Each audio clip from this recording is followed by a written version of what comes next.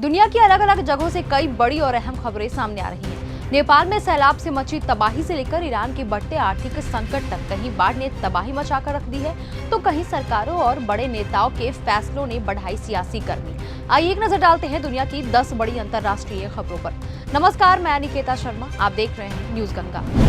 नेपाल में बाढ़ से भारी तबाही। बता दें कि नेपाल में ग्लेशियर टूटने के बाद भोटेकोशी नदी में अचानक भीषण बाढ़ आ गई। सैलाब में अब तक 175 लोगों की मौत हो गई है और जबकि करीब 750 लोग लापता बताए जा रहे हैं। इनमें से 288 भारतीय पर्यटक भी शामिल हैं। सेना ने राहत और बचाव के लिए 14 हेलीकॉप्टर भी तैनात किए हैं। बाढ़ में घर, गाड़ियां, पुल और पावर प्रोजेक्ट भी बह गए हैं। इंस्टाग्राम, फेसबुक में बड़े बदलाव। बता दें कि मेटा में अमेरिका की कई राज्यों के साथ करीब 18 अरब डॉलर का समझौता करना पड़ा है। आरोप था कि फेसबुक और इंस्टाग्राम के डिजाइन और एल्गोरिदम बच्चों और किशोरों को लंबे समय तक ऐप इस्तेमाल करने के लिए प्रेरित करते हैं। अब मेटा को स्क्रीन टाइम, नोटिफिकेशन और लाइव जैसे फीचर्स में बदलाव करना होगा। कंपनी पर बच्चों की सुरक्षा को लेकर भी गंभीर सवाल उठे हैं। निर्मला सीतारमण ने बदला IMF का रुख। बता दें कि श्रीलंका के पूर्व वित्त मंत्री अली साबरी ने बताया कि 2022 के आर्थिक संकट के दौरान भारत ने श्रीलंका की बड़ी मदद की थी। उनके मुताबिक वित्त मंत्री निर्मला सीतारमण के हस्तक्षेप के बाद IMF के साथ एक अहम बैठक का माहौल बदल गया।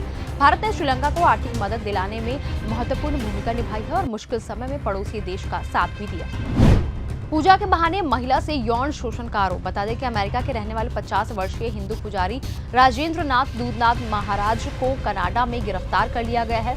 आरोप है कि उन्होंने पूजा के दौरान महिला पर बुरी आत्मा का साया होने की बात कही और फिर धार्मिक अनुष्ठान के बहाने उनका यौन शोषण भी किया। सदगुरु ने लापता लोगों के लिए लगाई गुहार। बता दें कि नेपाल तिब्बत सीमा पर आई विनाशकारी बाढ़ के बाद ईशा फाउंडेशन के करीब 80 लोगों से संपर्क टूट गया है। सदगुरु जग्गी वासुदेव ने भावुक अपील करते हुए कहा कि प्रभावित इलाके में हालात बेहद गंभीर है। समूह में 19 देशों के लोग शामिल हैं। सड़क और दूरसंचार व्यवस्था भी बाधित होने से बचाव अभियान मुश्किल बना हुआ है। प्रशासन से प्रभावित इलाके में जाने की अनुमति भी मांगी गई है। बाढ़ में 300 भारतीयों के लापता होने का दावा। बता दें कि नेपाल के विदेश मंत्री शिशिर खनाल ने कहा है कि बाढ़ के बाद 500 से ज्यादा विदेशी नागरिक लापता है, जिनमें करीब 300 भारतीय भी शामिल हैं। उन्होंने भारत की तत्काल मदद के लिए आभार भी जताया। काठमांडू में आयोजित एक वैश्विक बातचीत के दौरान उन्होंने कहा कि नेपाल लगातार अलग अलग देशों की सरकारों के संपर्क में है और भारत जिस तरह मदद कर रहा है उसकी उम्मीद हर देश की जाती है।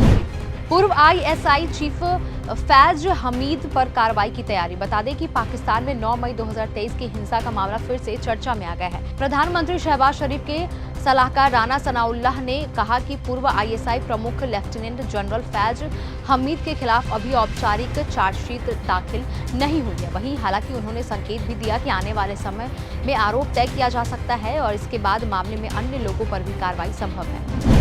अमेरिका में रहने वाले बिहार के अरहम इश्तियाक का एक वीडियो सोशल मीडिया पर वायरल हो रहा है। उन्होंने विदेश से भारत लौटने को लेकर अपनी सोच साझा की है। उनके मुताबिक 20 और 40 की उम्र में भारत वापसी का अनुभव और उद्देश्य अलग हो सकता है। विदेश में करियर बनाने वाले युवाओं के बीच उनका यह वीडियो अब चर्चा का विषय बना हुआ है। ट्रंप का शरिया कानून पर बड़ा बयान। बता दें कि अमेरिकी राष्ट्रपति डोनाल्ड ट्रंप ने कहा है कि वह अमेरिका में शरिया कानून पर रोक लगाने वाले कानून का समर्थन करेंगे। एक इंटरव्यू के दौरान उनसे पूछा गया था कि क्या वह शरिया विरोधी कानून को समर्थन देंगे। ट्रंप ने कहा कि अमेरिका में केवल एक कानूनी व्यवस्था होना चाहिए। उनके इस बयान के बाद यह मुद्दा अब एक बार फिर से चर्चा में आ गया है। ईरान की अर्थव्यवस्था पर फिर से एक बार बड़ा संकट। ईरान की अर्थव्यवस्था पर युद्ध और अमेरिकी प्रतिबंधों का असर गहराता हुआ जा रहा है। देश की करेंसी रियाल रिकॉर्ड निचले स्तर पर पहुंच गई है। पेट्रोल की कमी भी बढ़ गई है और कई पेट्रोल पंप बंद होने की स्थिति पे पहुंच गए हैं। आर्थिक दबाव के बीच ईरान के सामने महंगाई, ईंधन संकट और कमजोर होती हुई करेंसी की बड़ी चुनौती खड़ी हुई दिखाई दे रही है। तो ये थी देश दुनिया से जुड़ी 10 बड़ी अंतर्राष्ट्रीय खबरें। इनमें से सबसे महत्वपूर्ण आपको कौन सी लगी, हमें कमेंट सेक्शन में जरूर बताएं। तब तक के लिए धन्यवाद।